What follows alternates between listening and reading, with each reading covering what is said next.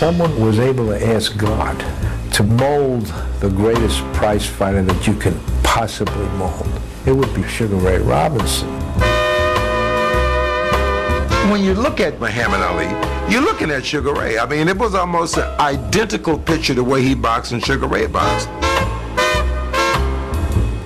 Sugar Ray was somewhat of a mystery. He was very guarded. He didn't take people into his confidence. When he died, I said, I don't give a shit. There's no sense of putting on any act now and feel sorry for the son of a bitch, because he's the most arrogant person you ever run into. Robinson, I believe, was the first black athlete who could be great and at the same time say, I'm cocky today. I don't like it that way. This is how I feel, and not be ridiculed for it. We should remember Ray Robinson because he was the one perfect fighter. He was an American original, a genius at his art form. And there was a tragic dark side, as there are to almost all geniuses.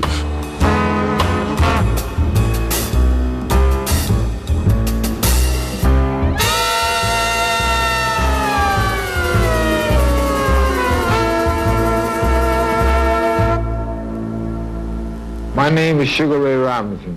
It wasn't always Sugar Ray Robinson. I was born Walker Smith, May 3rd, 1921. Ray was born in Georgia, and his family moved to Detroit, and they lived in an area called Black Bottom. And as Ray said, they called it black because that's what we were, and bottom because that's where we were at. He liked sports, and he would ride on the streetcar going down to Brewster Center. It's a place where the young fellows boxed, and that's where he met Joe Louis. He was so fascinated by this young man, Joe Louis, carry his bags home and all that.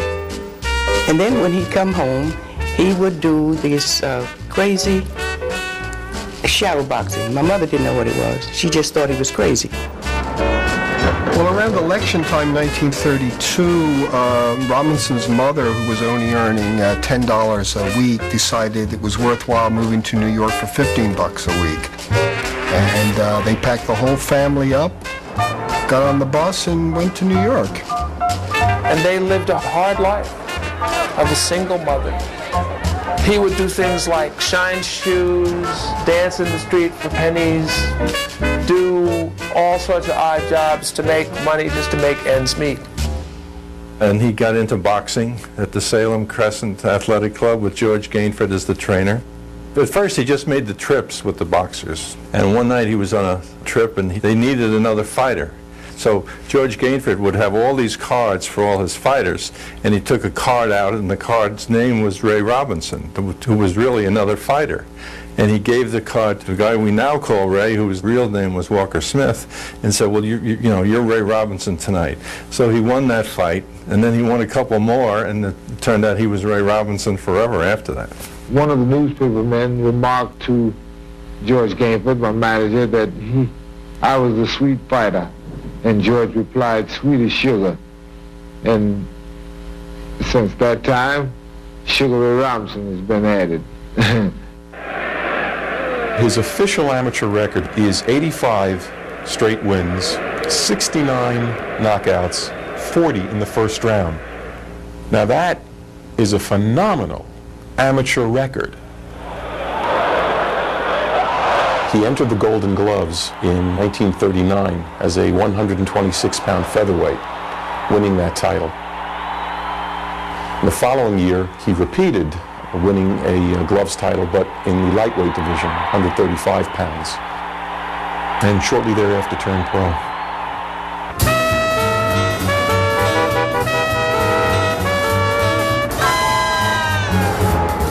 His debut was in Madison Square Garden, which was very unusual for a rookie pro in his first fight. And he fought a guy named Jose Echeverria and knocked him out in the second round. And he won his first 40 fights and was an instant sensation. I mean, he just beat everybody. It was very hard to keep cool in Harlem during the summer, so he liked to go to the swimming pool. And one day he saw a young lady with the prettiest pair of legs he's ever seen in his life, and he wanted to get her attention, so the best thing he could come up with was pushing her in the pool. He pushed me in the pool. He said, if that girl passes up this way one more time, I'm going to throw her in this water. One thing led to another, and he discovered that she was a dancer. She had danced at the Cotton Club with Lena Horne, and she played hard to get for a while, but eventually he won her over with his persistence. I finally told him, if you propose to me one more time and have me go and take that blood test, I'm going to be bloodless, because every time I turn around, you have me take the test, and there is no marriage. So if we are not married on the next one, I'm going to leave. He said, I want you to be with me. I want you to be able to come to camp and spend time with me. And then they got married. Mrs. Robinson, Ray says he wants to be babied. What do you plan to do about that? As much as I can and as often as I can. Cook his favorite foods and so forth? Of course. The best food, the best of everything for this sugar daddy. Robinson, early in his career, was so good that he was running out of welterweight challenges. And in order to get opponents, he would go into the next division. And one of the fighters he faced was the Bronx Bull, Jake LaMotta. Sugar Ray's first fight with Jake LaMotta was in late 1942 in New York City. Sugar Ray won in 10 rounds. He was offered a rematch with LaMotta in Detroit. LaMotta upset Robinson. Now keep in mind, LaMotta might have had 19 pounds on him. Well, naturally, he wanted a rematch, but he took a tune-up fight before the rematch. 2 weeks after fighting LaMotta, he beats Jackie Wilson. 1 week after the Wilson fight, he fights LaMotta again and defeats LaMotta. 3 fights within 21 days and 2 within 8 days. The great tragedy is that none of his great fights in his prime were ever filmed. We will never see this guy at his absolute peak where he can knock you out with one punch with either hand. It's like not having the Sinatra recordings from the 50s. We can only imagine it from the old faded newspaper clips. From the time he lost the first fight to LaMotta in 1943 to 1951, that 8-year time span, he went undefeated in 93 professional fights. This is a phenomenal streak. He was a tremendous puncher with either hand. Knock you dead puncher. Knock you dead. And a terrific finisher. He could knock you out going backwards. He can knock you out going forward. And that's why people remember him now as the greatest fighter we've ever had, pound for pound. His use of rhythm, his timing, his footwork. Ray Robinson was the greatest combination of speed and power that ever came together in one fighter. And he had a sense of strategy, too, the overall fight. He knew where it was going and how to bide his time and what to deal with in the early rounds in order to accomplish this in the late rounds. This man was the ultimate warrior in the ring. He was the ultimate dispatcher of a foe. He was a distance fighter, an in-fighter, very scientific, beautiful to see. And he made this brutal, uncivilized, barbaric sport balletic. Ray Robinson was the perfect fighter because he had no weakness. He had one of the greatest chins of all time. He was never really knocked out in a 25-year career. Another special thing about Robinson, how many times he was able to get off the floor to win. He always rose to the occasion. Don't give him a rematch. Because once you beat him that way, you'd be sure that the next time he'd adjust and he'd know what to do. Nobody beat Ray twice until he was 40 years old. His intelligence, his versatility, and his will to win were the reason he won all those rematches.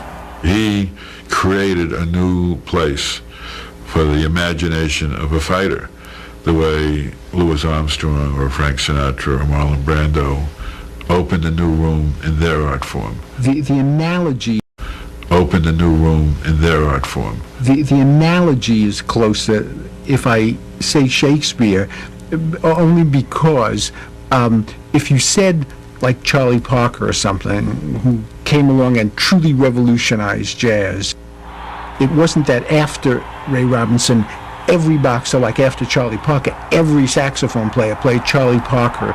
Whereas with Ray Robinson, it was more like suddenly there came along someone who was just sort of up here. Muhammad Ali was greatly influenced by Ray Robinson, and would freely admit that. Muhammad Ali is an homage to Ray Robinson. Watching Ali fight, you saw someone aspiring to be Ray Robinson. He was the heavyweight Sugar Ray Robinson. Muhammad started wearing, the same kind of stuff, and he wanted to dance like Sugar Ray. And he would say it a lot in his training. This is what Sugar Ray do, and he'd go for that body thing.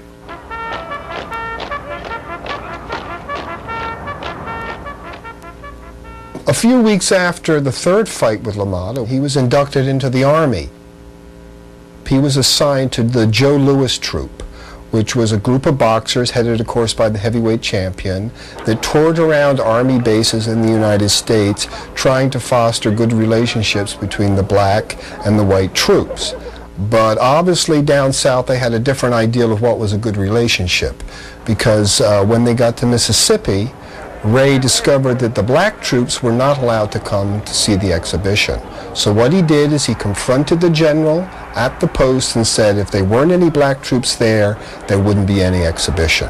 So a quick call to the War Department, and that was another victory for Ray Robinson. The Army decided to send the group overseas because they were having great racial problems, particularly in England. And Mr. Robinson decided that was not for him. So when the group left the port of embarkation, Ray was among those missing. He was soon going to be shipped out to Europe, but Robinson didn't want to go. He was informed that if he did not follow orders, he could be court-martialed and punished. What eventually happened is Ray Robinson claimed to have fallen down the stairs. Ray's story was that he tripped, fell downstairs, had amnesia, woke up in an Army hospital in Staten Island, and that led to his discharge. Now that has always been Ray's story. Not everyone agrees with that story. Dan Parker in the Daily Mirror wrote that Ray had, in a sense, jumped ship, and that became the popular acceptance of what happened. Ray was honorably discharged, which is a point that he always brought up whenever his military career was questioned. But there is definitely some question there as exactly what happened.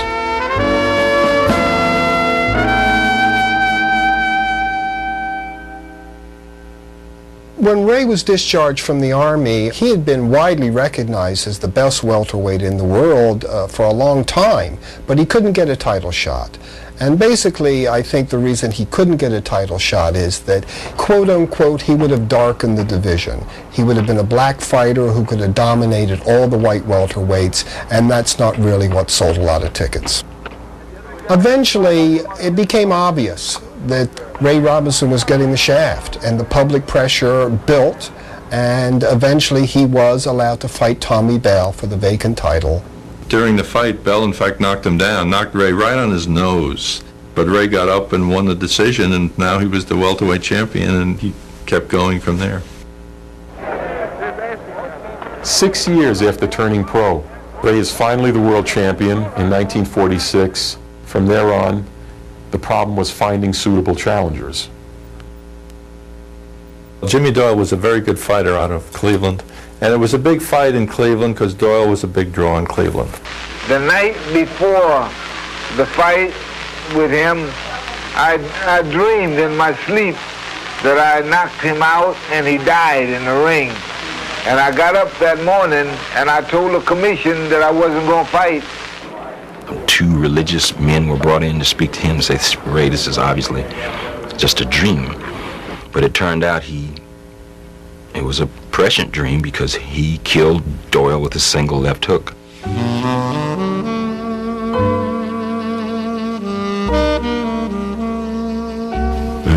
knocked Doyle out, and Doyle died.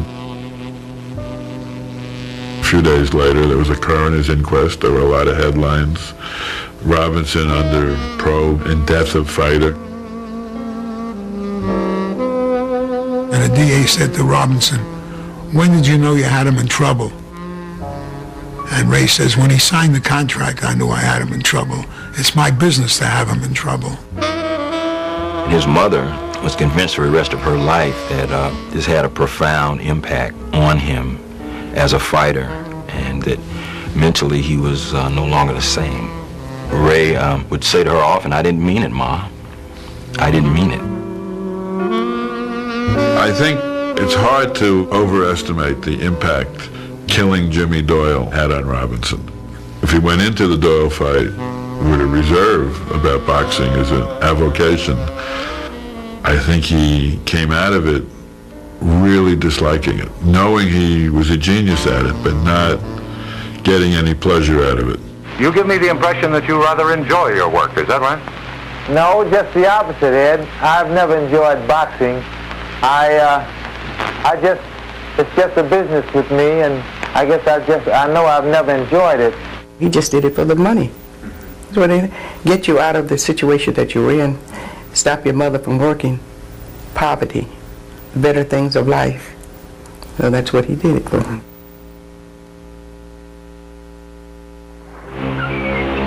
When he went on his famous European tour in 1950, he took 9 people with him and 53 pieces of luggage. And as he was boarding the Liberty, which was the name of the steamship that was to carry him to Europe, one of the stewards said, "Ray Robinson and his entourage." And he thought, boy, that's a pretty neat word. So he started using it himself. Now, Robinson didn't tour like the average fighter because he wasn't the average fighter. He was boxing royalty, and he saw himself as a king.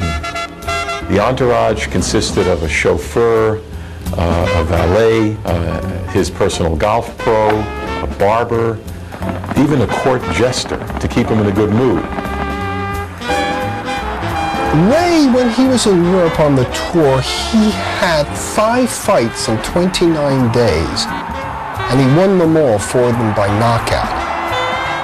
He was paid $50,000, and he had to spend all $50,000 to subsidize his entourage. He loved people around him, and when they weren't there, he was depressed. When they were, of course, he was elated.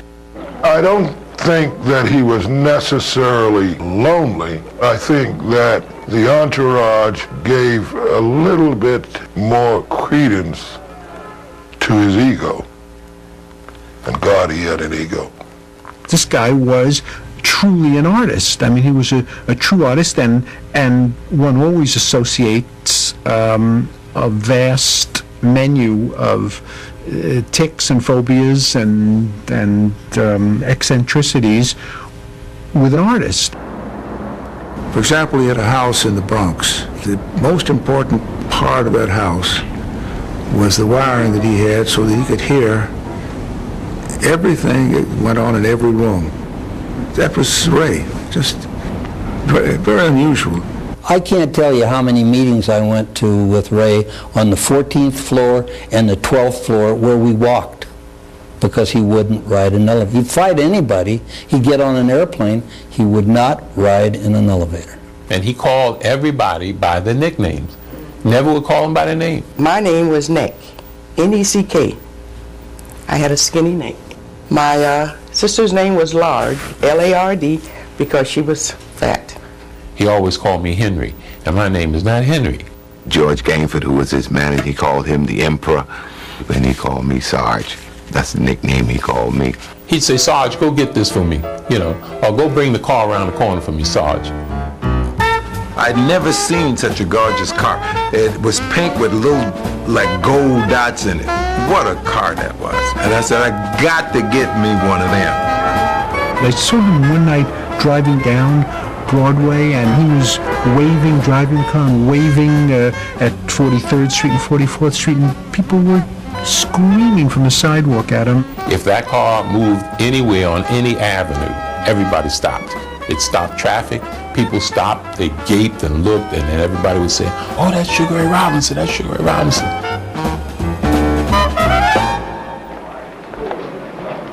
After having 5 fights with Jake LaMotta, who was still the middleweight champion of the world in 1951, Ray signed a contract to fight Jake for the title. Going into the For the title. Going into the 1951 middleweight title fight with LaMotta, Robinson's record was 120 wins, 1 loss, and 2 draws. I don't think that record will ever be equaled in the entire history of boxing. Ray decided that maybe he needed a little extra edge and he was going to try and psych out LaMotta. Ray liked to get this raw beef, you know, and he had an old orange squeezer.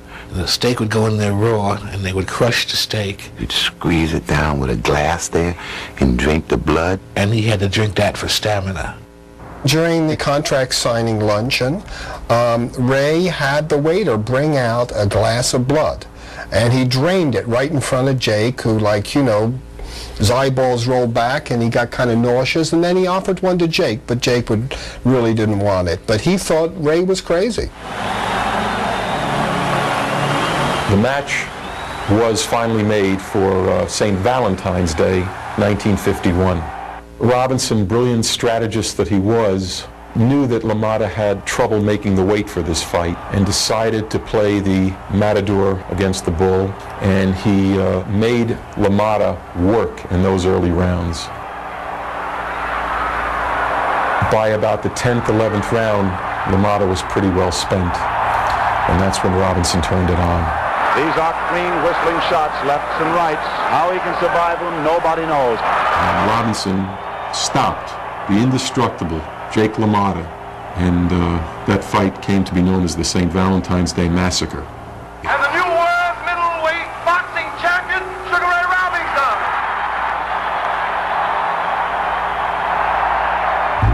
Back in the 1950s, most if not all of boxing was controlled by organized crime. The mob ran it. Frankie Carbo, who had been a member of Murder Incorporated, was the brains behind it all. And he had henchmen like Blinky Palermo, who operated in Philadelphia, who helped keep everybody in line. I didn't realize that people could be so easily intimidated. I didn't realize people could be killed so easily, or threatened to be beat up, and threatened to get their legs broken and their arms broken. And these are things I heard about. We know from Robinson's own lips that several times gangsters went to him in this period and just said, we don't want you to take a dive. Just carry this opponent or carry that opponent 10 rounds. We'll just bet the fight goes the distance. During Ray's training for the LaMotta fight, he got a call one day from a man who identified himself as, this is Mr. Gray. Now, Mr. Gray, of course, was Frankie Carbo. His first words to Ray were, "I represent the bull." Well, the bull was Jake LaMotta. And Carbo wanted him to set up to deal with LaMotta, where LaMotta would win, Ray would win, and then there'd be a third fight that anybody could win. And Ray just said, "I'm sorry, but that's the way I don't do business that way." And that was the end of it. It was a pretty courageous thing for Ray to do at the time, considering that Carbo was the biggest power in boxing. And he got away with it. They didn't come after him at all. And I guess the reason was that even a man like Carbo had respect for such a wonderful fighter as Sugar Ray. I don't know all the answers, but I'm the greatest authority in the world on Sugar Ray Robinson. And I have some idea on just what he can do and what he can't do. He was a pioneer in what he did. He was his own man. I respect him from him. George Gainford was his manager, but Ray was his man. He always called the shots. He was like Kurt Flood in baseball as it is to boxing. If the fight wasn't right, he wouldn't fight. Due to difficulties with the International Boxing Club and the television people, we rescheduled it for December the 12th. If a promoter was promoting a Ray Robinson fight, he'd never really believed the fight was going to happen until Robinson was in the ring and they rang the bell. because if he didn't feel right physically, he would pull out. If he wasn't satisfied with the financial negotiations, he might pull out. You never knew when Robinson was going to fight until he was in the ring. The effect Doyle's death had on him is what made him realize that every time he stepped into a ring, he had to be compensated. His opponent's life was at risk, and maybe his life was at risk. It's what made Robinson become the Kurt Flood of fighters. It made him be such a prick to negotiate with. It's what led him to demand a cut of the film money, a cut of the radio, a cut of the TV money, to get the expenses up front, to renegotiate even after the contract is signed. In my entire career, and a lot of it is involved in the entertainment business, Ray is without a doubt the best negotiator I ever met. He was widely despised, but at the same time, while being an impossibly difficult and nasty negotiator, he did benefits. Boxing's been very good to me, and I'm more than happy to donate my entire purse to the Damon Runyon Cancer Fund. There are a lot of paradoxes about Ray Robinson, he was just an incredibly complicated person. After winning the middleweight title in early 1951, Ray decided he was entitled to a holiday, take another tour of Europe. We had 8 weeks of fights. We went to Italy, Milano and Torino. We went to Germany. Of course, we went to Paris, and I think Ray had a lot of little fun there, too.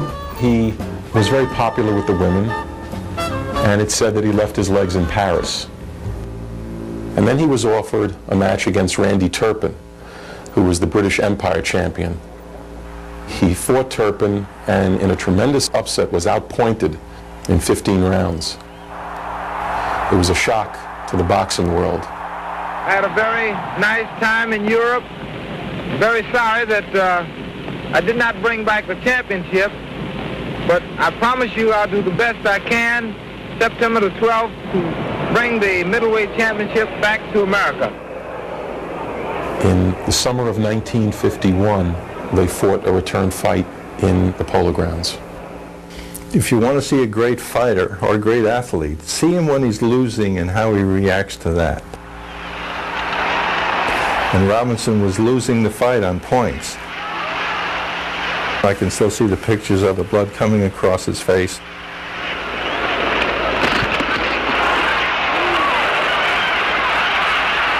Ruby Goldstein, who was the referee, walked over to Ray's corner at the end of the 9th round and said to Ray, your cut is very bad, I'm going to stop the fight. Ray said, give me another round. He said, I'll give you one more round. I said, what did you think about when you saw the cut, the blood? He said, do or die.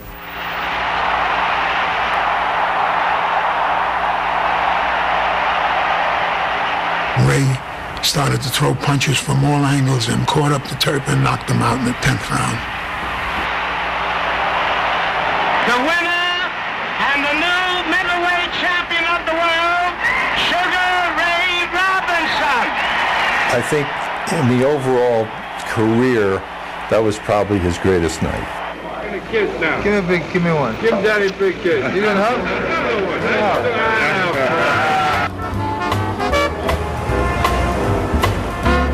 Sugar Ray was one of the first black fighters who was an entrepreneur.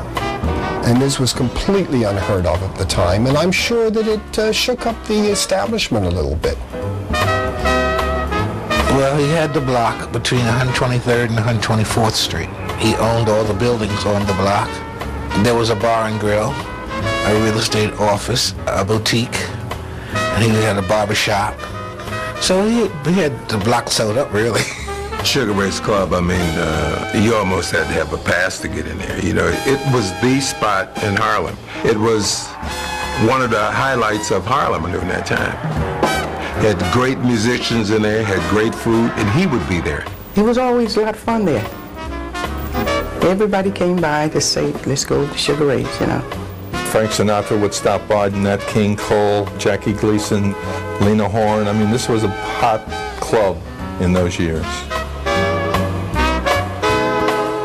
I'm in very good condition. I'm very well inspired at this chance to gain the light heavyweight championship of the world.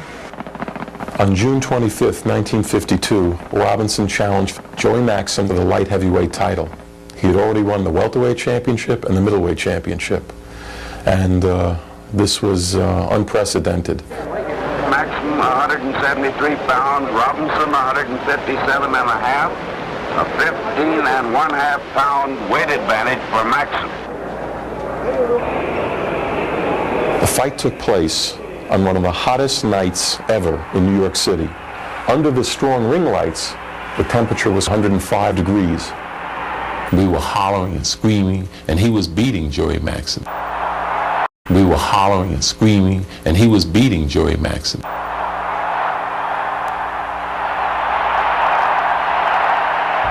By the 10th round, the referee, not the fighters, the referee collapsed and had to be escorted from the ring, replaced by another referee.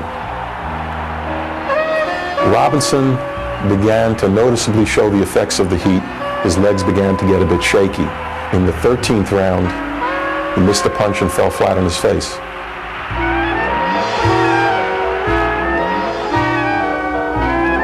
Although way ahead in the scoring, he was unable to come out for the 14th round. If not for the heat, he would have easily walked away with the light heavyweight championship. People don't know how near dying Dad was. Dad's body was covered with blisters after that fight. He could not retain anything in his stomach for like 2 days. He was delirious, and he was not well for at least 6 months. After the Joey Maxim fight, he decided that what he would do was give up boxing and get a nightclub act together. I've gone into show business because dancing is something I've always loved.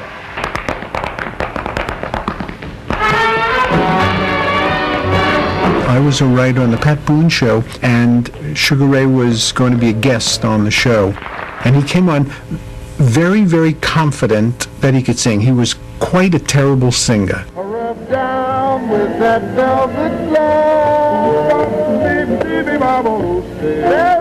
I remember him telling me that this was just the beginning for him, and he planned to carry it further and even sing opera one day. When I walk through a jam, no one knows who I am. And you thought to yourself, this guy's got to be kidding. Mr. Success.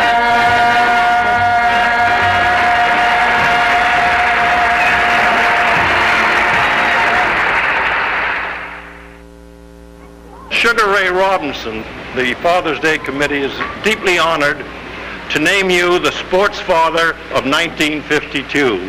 Here's your medal and my heartiest congratulations.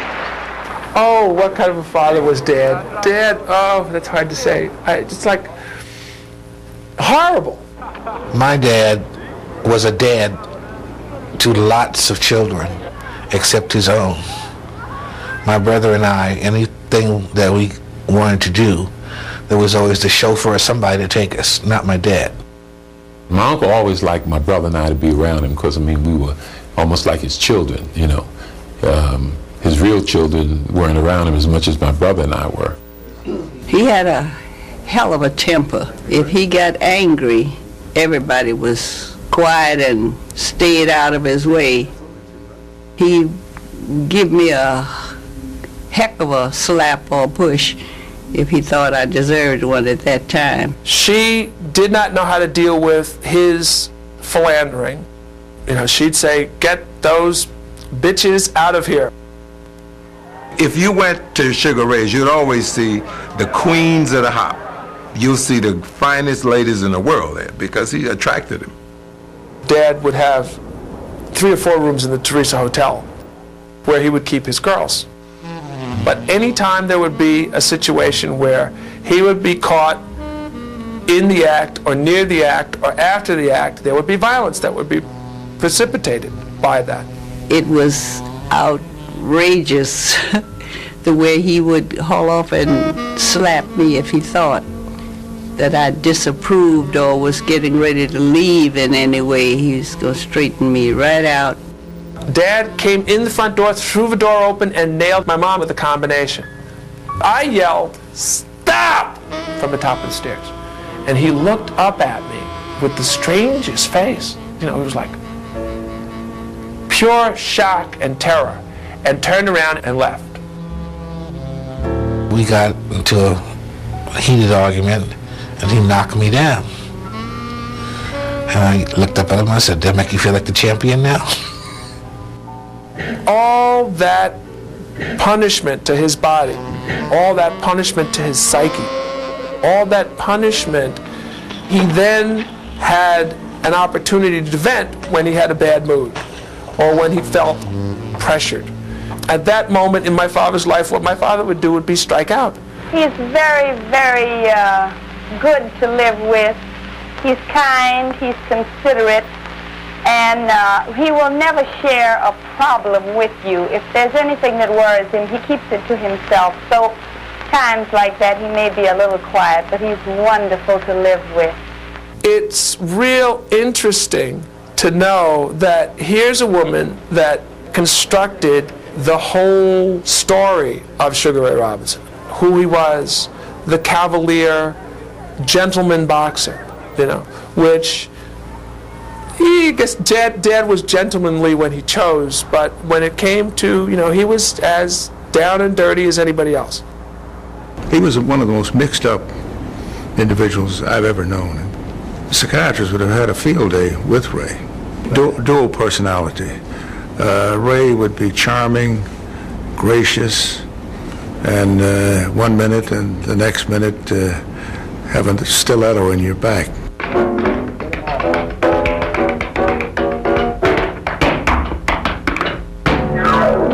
He danced for about a year or so until the novelty of seeing him wore off. He was not Fred Astaire.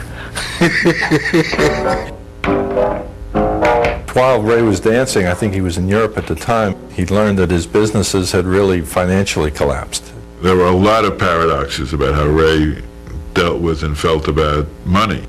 He was sloppy and neglectful about his own fortune that he amassed. He let his businesses run down. He got in trouble with the IRS over taxes. The collapse of his financial empire is what forced his compelling comeback. It's common gossip when a fighter makes a return to the ring that he's broke, desperately in need of finances.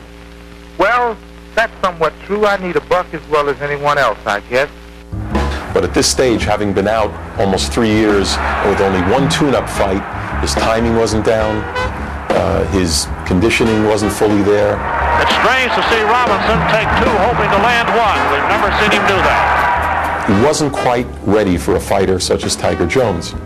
And at that point, even the close members of Ray's camp thought he was washed up, that he was through, that he'd never be able to regain the title again. Ray was not discouraged by the loss to Tiger Jones. Perhaps the fact that he needed the money pushed him on as well. And he did eventually succeed in obtaining a title fight with Bobo Olson, who had the middleweight title at the time. How's the fight gonna go? Well, I think the people will get a run for their money. See that? Always have when we fought. Gonna go 15 rounds? Won't go over that. All right, Bobo? Right. Now at long range, Olson's left goes to the head. He drives the right to the chin. And Olson is down for right uppercut to the jaw. Olson is down on his back. 3, 4. He's rolling to 5, 6, 7. It is going to be a knockout for Sugar Ray Robinson. After knocking out Bobo Olson and regaining the title, Ray felt vindicated. The newspaper guys didn't think he would win. Nobody thought he could win. So on the way back to the dressing room, Ray Robinson, who was always in control of his emotions, actually broke down and cried. There's a quirk in American hero worship that I think people love you more if you have been humbled once or twice, if you seem vulnerable, if you have a weakness. And I think the same thing is true of Robinson. After he lost a couple times, when he reached the level of being a mere mortal and not a god, then I think he became more and more popular. Ray, let's have a big smile. Ah, boy, good smile.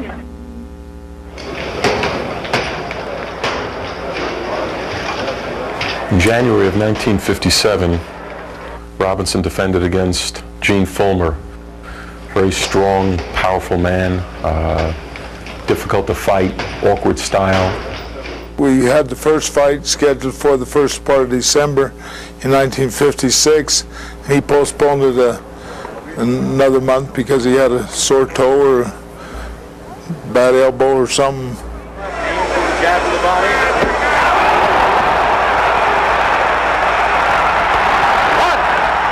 Robinson lost the 15-round decision. And again, the sports obituaries were written. The return fight with Gene Fulmer 4 months later, I think is probably one of Robinson's greatest moments in the ring. First 5 rounds, I was ahead probably every round. He came back to the corner after the 4th round and said that he had had enough, that he was going to decide to quit, and they talked him into coming out one more round. And that one round was the end of me. And a hard hook. Fulmer goes down. End of me. And a hard hook. Fulmer goes down. He's hurt. 2, 3. Fulmer's down. 4, 5, 6. I don't know whether he can get up. 7, 8. He's trying. 9. It's over. Robinson was over in the other corner jumping up and down. I told my manager, how come Robinson's doing exercise between rounds? And he said, he's not doing exercise between rounds. He just won. He said they counted 10. That was the first time in my life that I'd ever been knocked out. And the last time. At the age of 37, he was on top of the world, middleweight champion, once again. The animosity started in 1952. Sugar Ray pulls up his entourage, and I said to my wife, wait, I want to go up and shake hands with him and meet him and introduce myself.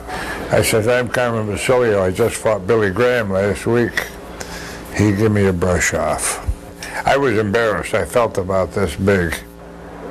I said, I'm going to fight that son of a bitch one of these days and kick his ass. Well, it didn't happen until 1957, but I got at him. Sugar, what do you think will prove to be Carmen's weaknesses in this fight? Well, I'll tell you, say, Carmen, would you mind telling me what's your weakness? When we first started to negotiate for the first fight, he wanted 50% of the gate, wanted me to take 10%. I said, no way. Finally, Robinson got 40%, and he gave me the 20%. He got twice as much. Well, at this time, we're talking about the advent of theater television, closed-circuit television, and naturally this was a great new source of income. And, you know, Ray wanted a big chunk of that money, and as a result, there were always negotiation problems. One thing about this guy, he had guts. Now, in the 11th round, which was considered the round of the year, I hit him with, they say, 34 straight punches. And I had him up against the ropes. And he come back that next round and kicked the hell out of me.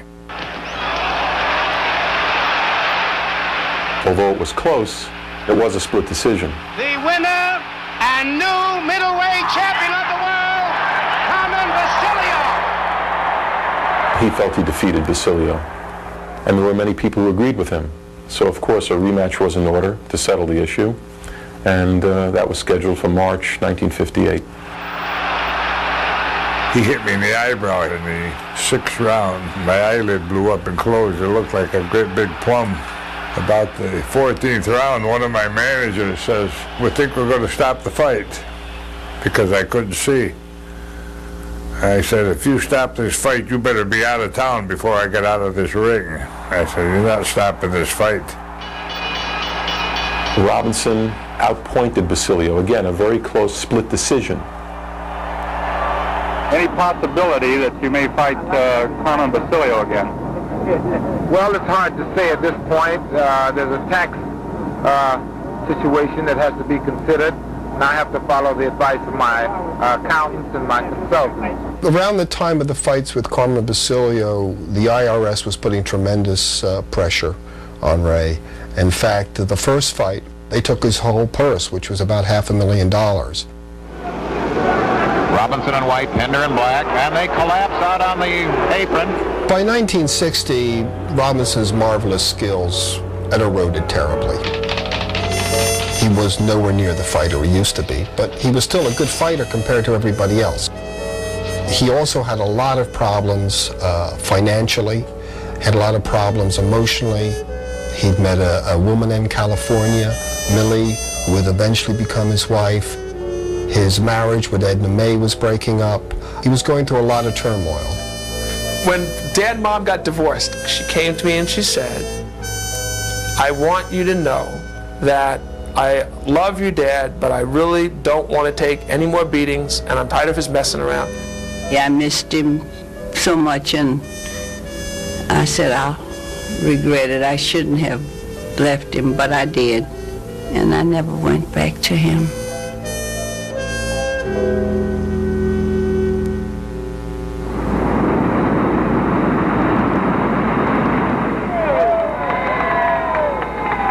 Robinson was still a great attraction. He was offered a fight against middleweight champion Gene Fulmer in December of 1960. They were scheduled to go on at 10 o'clock, and at 10 minutes to 10, somebody came in and said that Ray was still in the street clothes and he wasn't going to fight. I ran into the dressing room, and I said, what's the matter, Ray? What's happened? He said, I'm not getting paid the right amount of money. And I said, what do you mean you're not getting paid? You signed for $50,000. And Ray says, yeah, but for television to be shown in the United States only, and I hear it's being shown in England, and I want another $10,000, otherwise I don't go in the ring. And I think we argued for 5 minutes and lost the case, and Ray got into his boxing togs and walked out and fought a draw with Gene Fulmer. It's entirely conceivable that Robinson could have won that decision and won the middleweight title for a sixth time. In the rematch, Robinson was now going on 41 years old.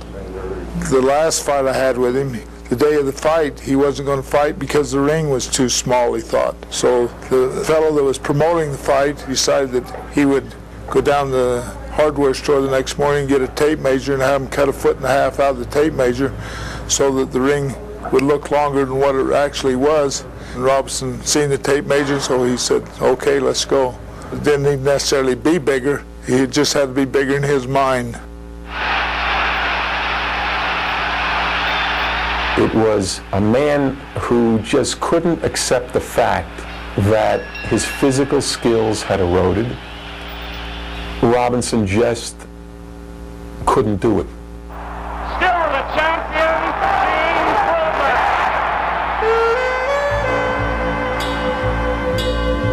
Many people ask me, why do I keep fighting? Is it because I need the money? Yes, I need the money, but that isn't my main goal. I believe that I will emerge victoriously in another championship fight and retire as the middleweight champion of the world. Ray continued to box for the money, for small purses, maybe under $1,000, fighting in a bull ring in Tijuana. This was almost a cliche of the washed-up fighter.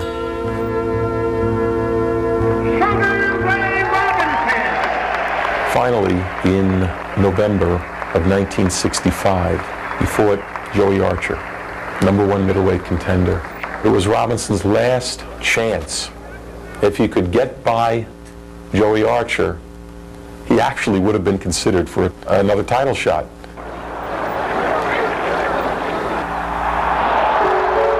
Robinson got knocked down by Joey Archer, and Joey Archer couldn't break a potato chip with a punch. And I found myself sitting next to Miles Davis. And I remember Miles standing up, and there were tears welling in his face to have seen this, because I think he believed that Robinson was going to get knocked out. Robinson didn't get knocked out. and went the 10 rounds and lost the decision. And Robinson was lying on a table, and Miles leaned over and said, in that hoarse croak of a voice that Miles had, he said, "Ray, you're packing it in." And Robinson nodded. He says, "You're right." And that was the end of it. Madison Square Garden decided that he really deserved a proper send-off.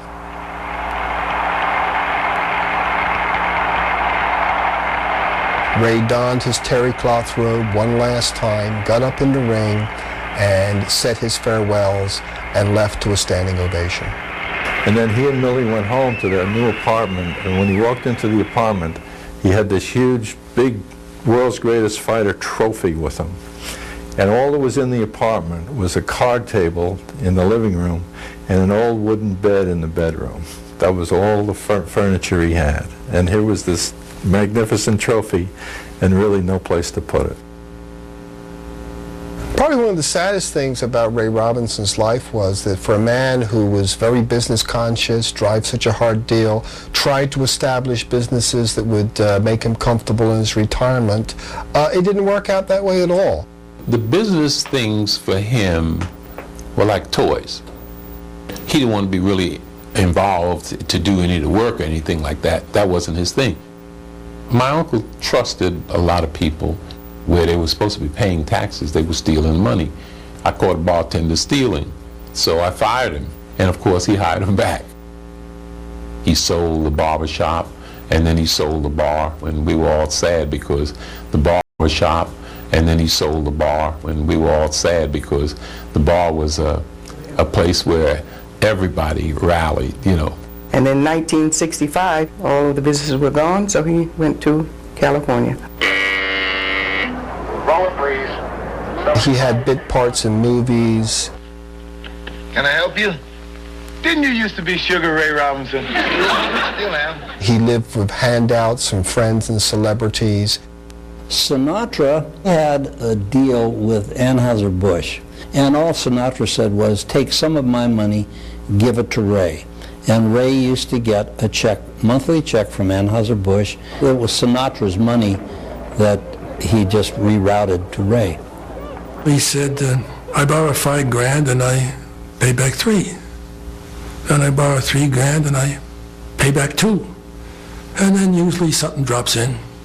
Ray Jr., he said that he had come out to spend time with his father and that he was shunted aside by Millie Robinson. Well, Millie was always extremely, extremely jealous and possessive. My mother had a hard time to talk to her own son by himself because Millie had to be in on everything that happened with brother. She did not want any of the family around him because she thought that we would get something from him. And it was so amazing to me to hear this man who knocked down everybody in the world tell me that he couldn't come spend a day on the beach walking with his grandson and me because his wife told him they had to go someplace else. I believe that I was blessed with the talent which helped to introduce me to people throughout the world. For this reason, what I'm doing now, helping children. Ray had this idea of starting a youth foundation. Well, the dream was to help children and keep them off the streets. It was a juvenile delinquency prevention program. It instilled self-esteem programs. It had athletic programs. Ray, because of his charisma and the people who adored him, got a tremendous amount of funding for the foundation when it was practically impossible to get. Around that time, I began to see that Dad was a little bit different than Dad had always been. Ray would start forgetting a lot.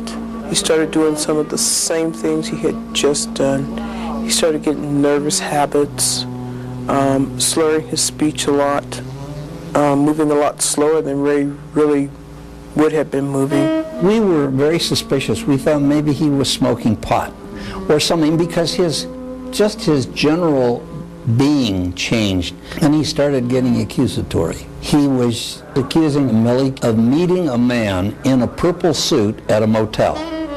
Then the man turned out to be Wayne Newton. And, it was just getting more far-fetched all the time. And I made Ray go see my doctor, and the doctor diagnosed it as premature senility. And then it just kind of went downhill from there. He would sit there looking straight ahead, and Millie would bend down to him and say, Ray, Dave Anderson's here. Dave, say hello. And he would brighten, his face would brighten, he'd stand up, he'd shake hands, sort of give you a little hug, and then he would sit down again and go right back into that glazed look. Sort of a droning sound came from his throat.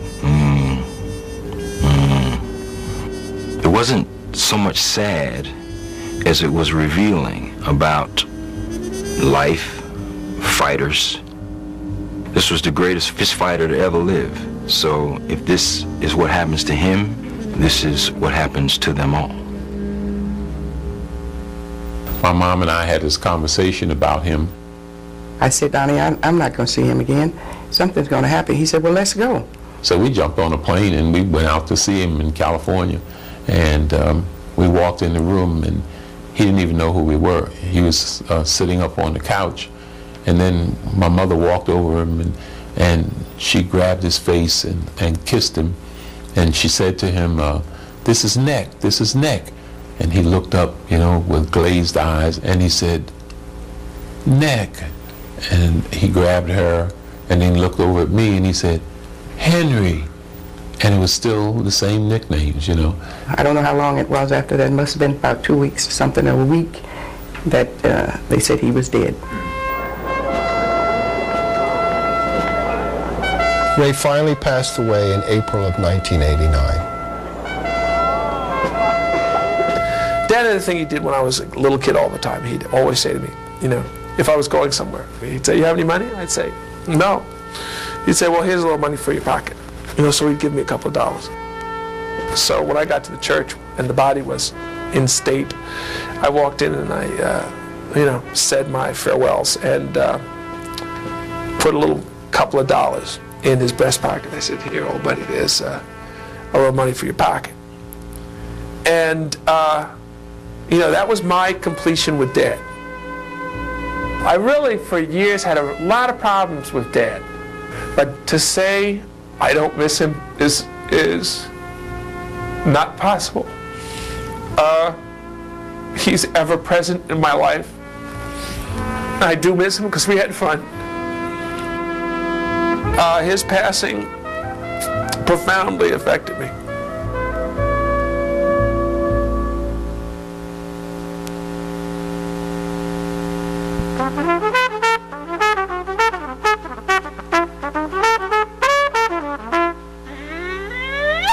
The business that Ray Robinson championed is a brutal, debilitating, ugly business. But he championed it beautifully.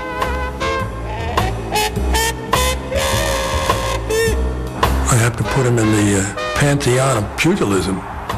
That's his place. The greatest pound for pound that I ever saw. And as a human being, he was a man wrestling with his own problems.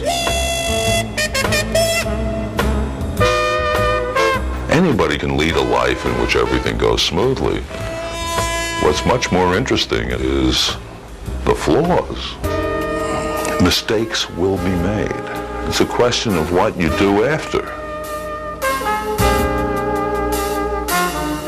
His record at the end of his career was 175 victories, and he had 110 knockouts. I mean, that's twice as many knockouts as active fighters have fights these days.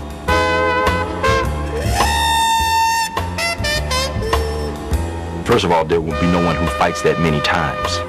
Second of all, there will be no one who wins that many times. And lastly, there will never be anybody that looks as good doing it.